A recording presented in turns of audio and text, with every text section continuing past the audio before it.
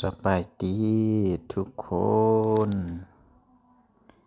อันนี้เป็นปัญหาเนาะก็ทำนายเป็นความฝันเนาะเอิ้นง่ายๆว่าเป็นทำนายเป็นทำนายความฝันผู้ใดที่นอนฝันเนาะนอนฝันเรื่องใดเกี่ยวกับใดก็ลองกดแชร์ไว้เบิ่งเซฟไว้เบิ่งเนาะเผื่อว่ามื้อใดที่เฮานอนฝันดี หรือว่าเฮานอนตื่นมาอยากเบิ่งความฝันตัวเองว่าสิเป็นเลขหยังก็สามารถกดเข้าไปเบิ่งได้เนาะมันจะมีทุกทำนายเลยมีประมาณ60ฉบับเนาะทำนายเรื่องแฟนกอกแฟนเก่าขี่รถขี่ลางไม่มีเบิดเนาะ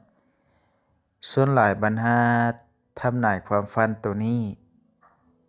มันจะเป็นทำนายความฝันของคนเก่าคนแก่ดังเดิม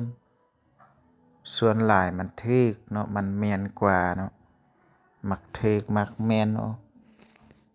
ผู้ใดที่ฝันเรื่องหยังเกี่ยวกับหยังก็ลองค้นหาเบิ่งได้ตามช่อง YouTube ของอาจารย์เนาะช่อง YouTube อาจารย์นี่แม่นช่องปัญหาพารวยเนาะแต่ว่าอาจารย์เป็นเฮ็ดช่องเป็นพารวยลอตเตอรี่เนาะตอนนี้มีผู้ติดตามฮอด 2,000 ปลายเนาะ 2,500 ปลายคนนี่แหละผู้ใดที่มักซื้อเลขเสียงโชคมักเบิ่งทูปก็กดติดตามช่อง YouTube ของอาจารย์นี้ได้เด้อเผื่อว่ามื้อใดที่อาจารย์ลงเนาะ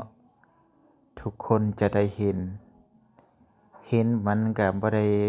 หมายความว่าจะถูกหมดทุกตัวให้เฮาเบิ่งแล้วก็มาสมเทียบกับความฝันของเฮาว่ามื้อนี้เลขทูปบัญหานี่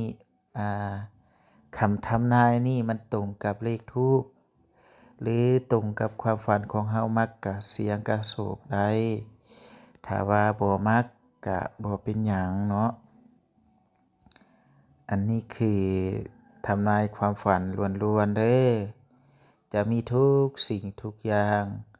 ผู้ใดได้เลื่อนมาเห็นแล้วก็อย่าลืมกดแชร์กดติดตามเนาะกดกระดิ่งแจ้งเตือนคอมเมนต์ให้เพื่อเป็นกำลังใจผู้ใดที่คอมเมนต์มาอาจารย์ก็จะตอบกลับหมดทุกคนเนาะสุดท้ายนี้ขอให้ทุกคนมีโชคมีชัยเด้อ